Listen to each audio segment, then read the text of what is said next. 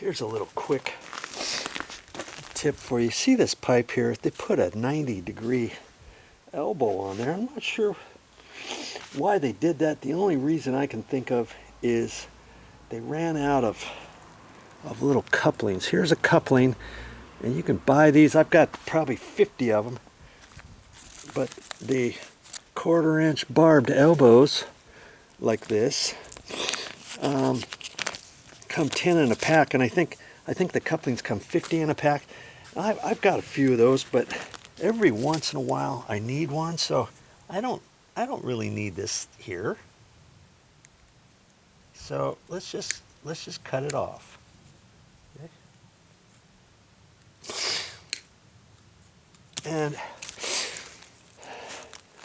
to get this off, I try to cut it beyond, and then just try to take my pliers and pinch this and try to kind of tear it off. And sometimes they come off, and other times I just might have to pinch it a couple times. Ah, come on.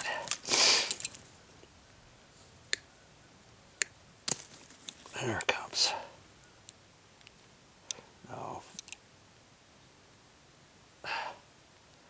Because I'm trying to save that little piece, see? And this one I could cut it. I could cut a little shorter, but I don't want to cut it too short to cut the tip off. It's almost there. I can see it.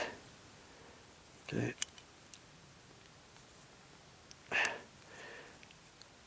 There. See?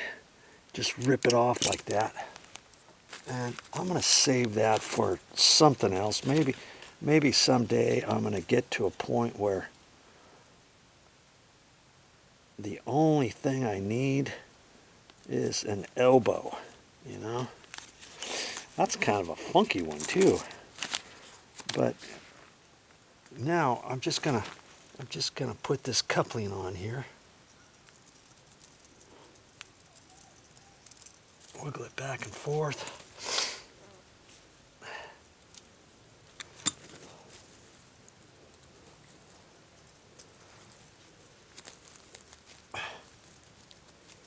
Okay, like that. There. You don't need to put an elbow in the middle of the line like that. And see, the sprinkler guys, or the landscapers, the gardeners, they tried to fix that once upon a time. And like I say, the bark should be covering up all this stuff. So I'm probably going to have to go around and, you know, dig this down a little bit wherever I have to, and push it down, and then put some bark back over it. And she really needs to have more bark. And my brother and I, we put down a ton of bark in here, and just over time with the gardeners coming, and they blow across here, and eventually it just trickles on down and goes down further and further and further, and all of a sudden it's like, what happened to all the bark? And I can go back around where it's ran down the hill, down on the back side of where the garbage cans are, rake that back up. I got this big old bucket, I can fill that up and kind of dribble some around different areas if I want. My mother was asking me to do that last time I was here. In the front yard, there's a couple bare spots. I can take a rake and rake it up against the wall and back around. And it just seems like eventually you run out of bark. But, you know, all of these lines should really be covered up with bark.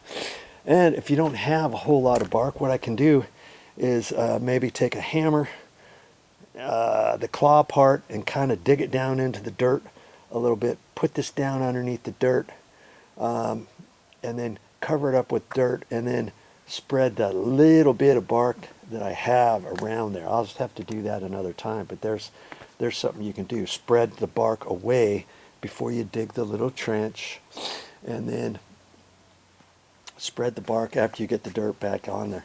A little bit of time and effort in your garden will certainly make a difference. See all these bare spots? Here's a bare spot up there, over there, right there, up around there, up at the top, right around here, up along the side.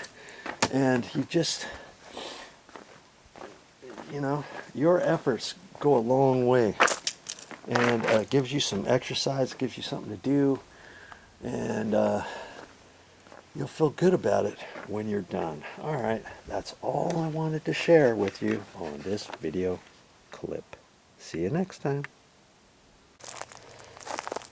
So of course, I am not done until I get everything pushed back where it needs to go. I pushed the bark back before I dug. I pushed the bark back before I dug, so now I'm going to have to backfill everything. I can throw away all the roots and all the branches that I cut off, rearrange all the bark and do all that kind of stuff. Rearrange the bark up here and do all that kind of stuff before I call it good. Don't forget to do it as well. And I got things pretty much wrapped up. Got this all covered back and stuff. Got this all re-spread. Almost looks like I wasn't even here. And that's the point.